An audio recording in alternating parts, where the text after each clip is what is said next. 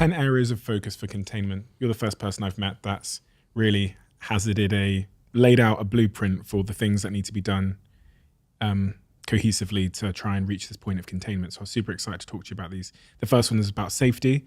And you mentioned that's kind of what we talked about a little bit about there being AIs that are currently being developed to help contain other AIs. 2, audits, which is being able to, from what I understand, being able to audit what's being built in these open source models. 3, choke points. What's that? Yeah, so choke points refers to points in the supply chain where you can throttle who has access to what. Okay. So on the internet today, everyone thinks of the internet as an idea, this kind of abstract cloud thing that hovers around above our heads. But really the internet is a bunch of cables. Mm-hmm. Those cables, are physical things that transmit information, under the sea. And, those points, the endpoints can be stopped, and you can monitor traffic, you can control basically what traffic moves back and forth. And then the second choke point is access to chips. So the GPUs, graphics processing units, which are used to train these super large clusters. Mm-hmm. I mean, we now have the second largest supercomputer in the world today. At least we, just for this next 6 months we will. Other people will catch up soon, but we're ahead of the curve. We're very lucky. Cost $1 billion. And those chips are really the raw commodity that we use to build these large language models. And access to those chips is something that governments can, should, and are, restricting. That's a choke point. You spent $1 billion on a computer. We did, yeah. It's a bit more than that, actually. About 1.3. In a couple of years' time, that'll be the price of an iPhone. That's the problem. Everyone's going to have it. Number 6 is quite curious. You say that the need for governments to put increased taxation on AI companies to be able to fund the massive changes in society, such as paying for reskilling and education. Yeah. You put massive tax on it over here, I'm going to go over here. If you tax it, if I'm an AI company and you're taxing me heavily over here, I'm going to Dubai. Yep.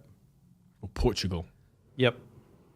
So if it's that much of a competitive disadvantage, I will not build my company where the taxation's high.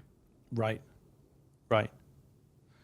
So the way to think about this is, what are the strategies for containment? If we're agreed that long-term we want to contain, that is close down, slow down, control both the proliferation of these technologies and the way the really big AIs are used, then the way to do that is to tax things. Mm-hmm.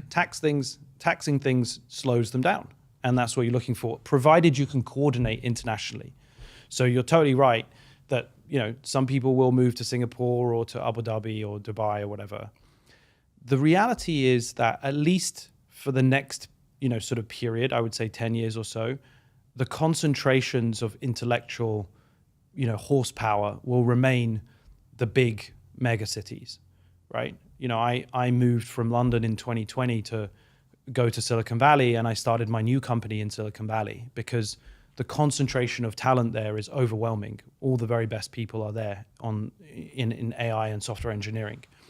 So I think it's quite likely that that's going to remain the case for the foreseeable future. But in the long term, you're totally right. It's another coordination problem.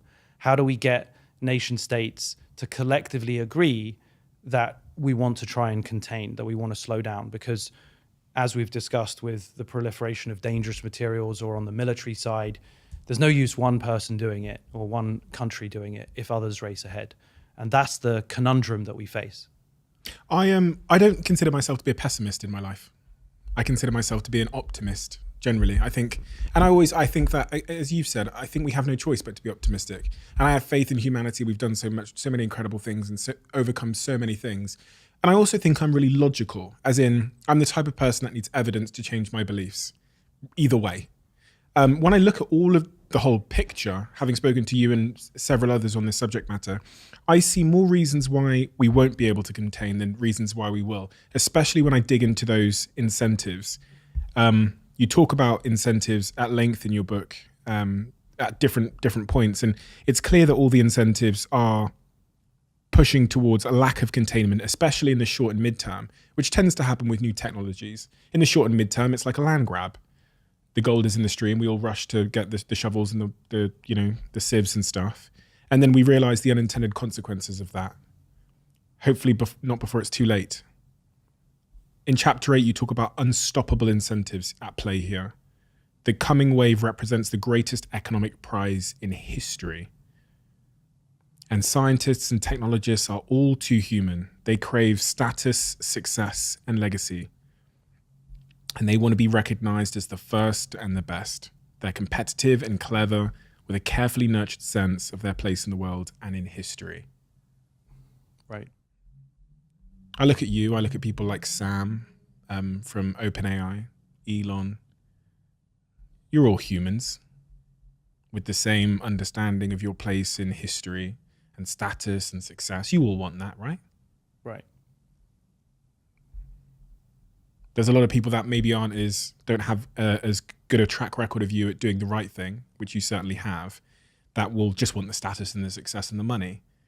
Incredibly strong incentives. I always think about incentives as being the thing that you look at when you want to understand how people will behave. All of the incentives on a geopolitical level, on a global level, suggest that containment won't happen. Am I right in that assumption? That all the incentives suggest containment won't happen in the short or mid-term until there is a tragic event that forces us towards that idea of containment. Or if there is a threat of mutually assured destruction, right? So that's the case that I'm trying to make, is that let's not wait for something catastrophic to happen so it's self-evident that we all have to work towards containment, right? I mean, you would have thought that the potential threat, the potential idea that COVID-19 was a side effect, let's call it, of a laboratory in Wuhan that was exploring gain-of-function research, where it was deliberately trying to basically make the pathogen more transmissible. You would have thought that warning to all of us, let's not even debate whether it was or wasn't, but just the fact that it's conceivable that it could be, that should really, in my opinion, have forced all of us to instantly agree that this kind of research should just be shut down.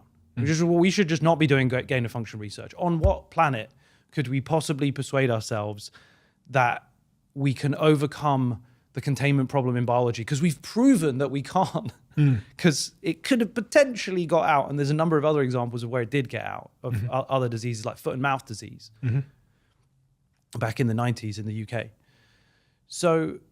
But that didn't change our behavior. Right. Well, foot and mouth disease clearly didn't cause enough harm because it only killed a bunch of cattle, right? And the pandemic, we can't seem to, COVID-19 pandemic, we can't seem to agree, that it really was from a lab and not from a bunch of bats, right? And so that's where I struggle, where, now you catch me in a moment where I feel angry and sad and pessimistic, because to me, that's like a straightforwardly obvious conclusion that, this is a type of research that we should be closing down. And I think we should be using these moments to give us insight and wisdom about how we handle other technology trajectories in the next few decades. We should. That's what I'm advocating for. Must. That's the best I can do. I want to know will. Will, I think the odds are low. I can only do my best. I'm doing my best to advocate for it. I mean, I'll give you an example. Like, I think autonomy is a type of AI capability that we should not be pursuing. Really? Like autonomous cars and stuff? Well, autonomous cars, I think, are slightly different, because autonomous cars operate within a much more constrained physical domain, right? Like, you really can. The containment strategies for autonomous cars are actually quite reassuring, right? They have, GPS control. We know exactly all the telemetry and how exactly all of those, components on board a car operate. And we can observe repeatedly that it behaves exactly as intended. Right. Whereas I think with other forms of autonomy that people might be pursuing, like online, Okay. where you have an AI that is like designed to self-improve without any human oversight, or a battlefield weapon, which, like unlike a car, hasn't been, over that particular moment in the battlefield millions of times, but is actually facing a new enemy Every time. Every single time. And we're just going to go and, allow these autonomous weapons to have, these autonomous military robots to have lethal force. I think that's something that we should really resist. I don't think we want to have autonomous robots that have lethal force. You're a super smart guy, and I struggle to believe that you because you demonstrate such a clear understanding of the incentives in your book, that I struggle to believe that you don't think the incentives will win out, especially in the short and near term. And then the problem is, in the short and near term, as is the case with most of these waves, is we wake up in 10 years' time and go, how the hell did we get here? Right. And why, and as you say, this precautionary approach of we should have rang the bell earlier, we should have sounded the alarm earlier, but we waltzed in with optimism. Right. And with that kind of aversion to confronting the realities of it. And then we woke up in 30 years and we're on a leash. Right. And there's a big Rottweiler and we've lost control. We've lost, I would love to know someone as smart as you. I don't believe can believe that containment is possible. And that's me just being completely honest. I'm not saying you're lying to me, but I just can't see how someone as smart as you and in the know as you can believe that containment is going to happen. Well, I didn't say it is possible. I said it must be, right? This is what we keep discussing, right? That's an important distinction. Is that on the face of it, look, what I care about science. I care about facts. I care about describing the world as I see it. And what I've set out to do in the book is describe a set of interlocking incentives which drive a technology production process which produces potentially really dangerous outcomes. Mm-hmm. And what I'm trying to do is frame those outcomes in the context of the containment problem and say, this is the big challenge of the 21st century. Containment is the challenge. And if it isn't possible, then we have serious issues. And on the face of it, like I've said in the book, I mean, the first chapter is called Containment is Not Possible, right? Mm. The last chapter is called Containment Must Be Possible. For all our sakes, it must be possible. But I agree with you that I'm not saying it is. I'm saying this is what we have to be working on. We have no choice. We have no choice but to work on this problem. This is a critical problem. How much of your time are you focusing on this problem? Basically all my time. I mean, building and creating is about understanding how these models work, what their limitations are, how to build it safely and ethically.